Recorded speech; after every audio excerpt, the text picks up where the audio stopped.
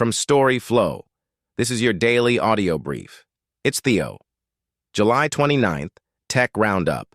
5 stories. Here's number 1. Let's get into it. First, from AI News. Google AI overviews become more common in search. Google's AI-generated overviews are now showing up in almost half of U.S. searches, jumping from 15% a year ago to 43%, according to Similarweb. The new AI mode sits alongside those snippets, letting you keep the context of your original query while the system breaks the question into subtopics, runs multiple searches, and stitches the results together with supporting links. Because of the mode's conversational style, people are typing longer, more natural language queries. Average search length is up about 5%.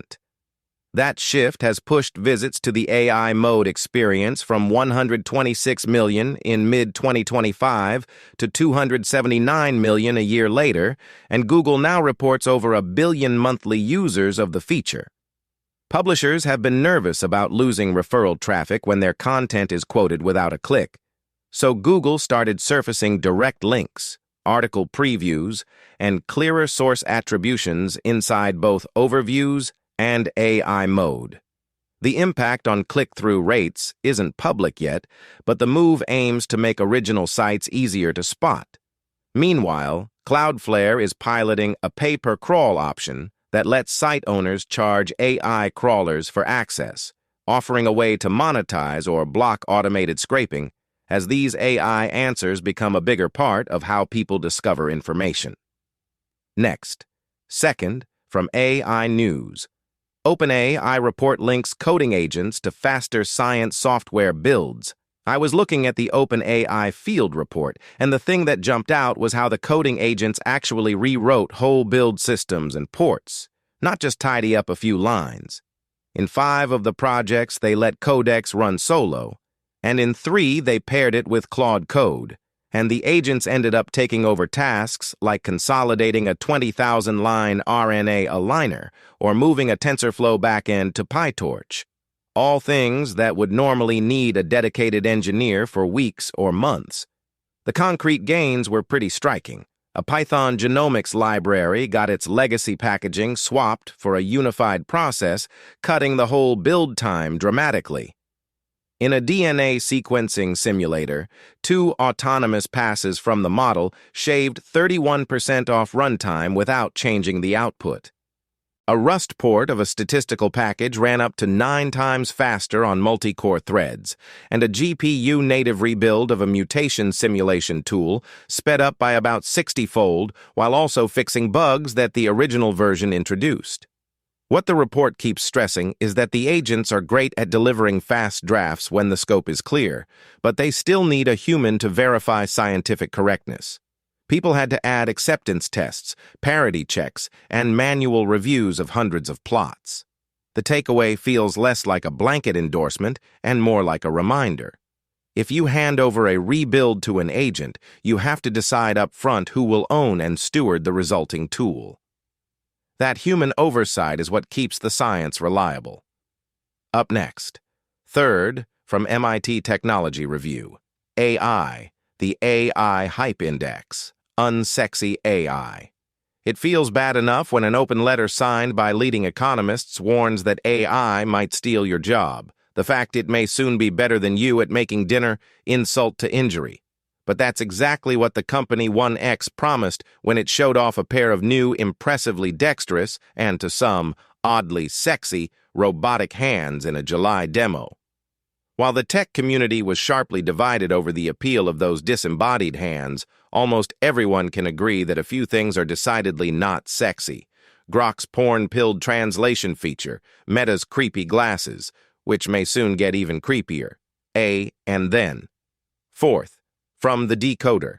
OpenAI open sources Codex Security CLI to help developers find and fix vulnerabilities from the command line.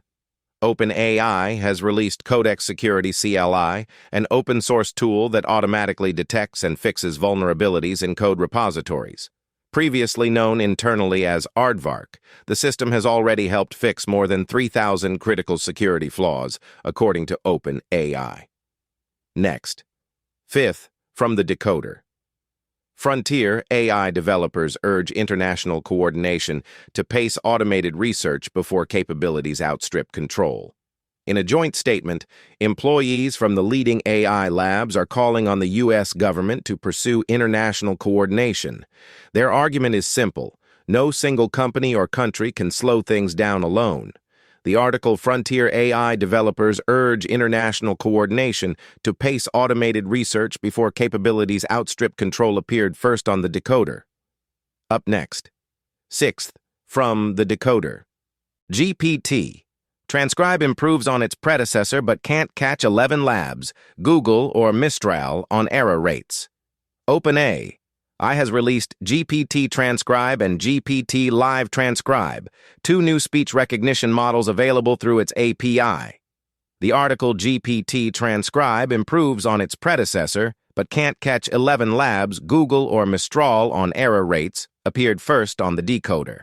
And then, seventh, from the decoder. DeepMind dismantles its AlphaFold team as key authors leave for Anthropic. The majority of the researchers behind AlphaFold are now working on other projects, and almost a quarter have left Google DeepMind altogether. The restructuring marks a sharp turn away from the strategy that put the lab on the map. The article DeepMind dismantles its AlphaFold team as key authors leave for Anthropic appeared first on the decoder. Next. Eighth, from Towards Data Science. Avoiding entity key drift in a data lake. Step 1. Normalization. This is the opening piece of a 4-part deep dive series on building a high-frequency streaming pipeline against a live public API. The data source is OpenSenseMap, a citizen science IoT network used for climate research, mostly in Germany. A live public API is what makes it useful. It produces data quality problems and edge cases that clean sample datasets never show. Up next. Ninth, from Towards Data Science. Los Movimientos, Part 2. Solving large pickup and delivery problems with adaptive large neighborhood search. Building an ALNS heuristic in Python for vehicle routing, time windows, capacity constraints, and mandatory driver breaks. The post, Los Movimientos, Part 2. Solving large pickup and delivery problems with adaptive large neighborhood search, appeared first on Towards Data Science. That's it for today. Tomorrow morning, whatever the night brings, stay curious. Want this every morning? It's free. Set up your own feed at storyflo.com.